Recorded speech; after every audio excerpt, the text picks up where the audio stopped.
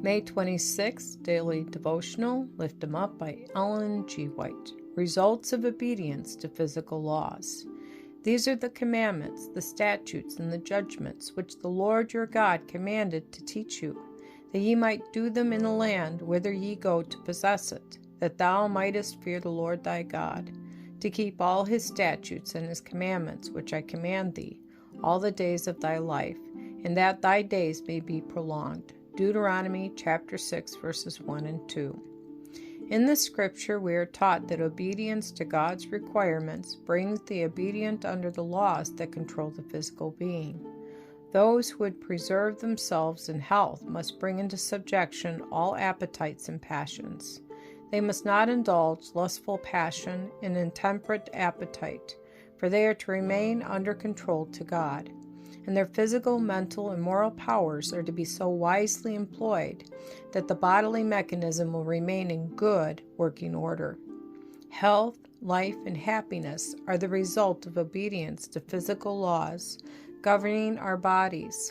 If our will and way are in accordance with God's will and way, if we do the pleasure of our Creator, He will keep the human organism in good condition and restore the moral, mental, and physical powers in order that He may work through us to His glory. Constantly, His restoring powers manifested in our bodies. If we cooperate with Him in this work, health and happiness, peace and usefulness are the sure results. And the Lord commanded us to do all these statutes, to fear the Lord our God, for our good always, that He might preserve us alive, as it is at this day. And it shall be our righteousness if we observe to do all these commandments before the Lord our God, as He hath commanded us. Deuteronomy chapter 6, verses 24 and 25.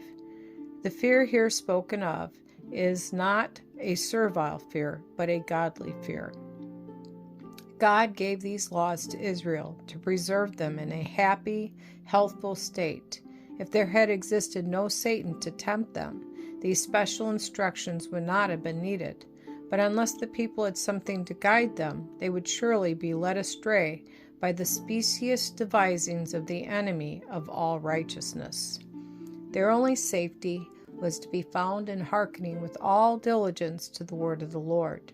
Parents who desire to train their children aright should heed the instruction given in these scriptures, and allow their little ones to do nothing in disregard of God's commandments so plainly given. Let fathers and mothers faithfully teach their children these precepts, and impress upon their tender minds that fact that in obedience there is life, health, and happiness.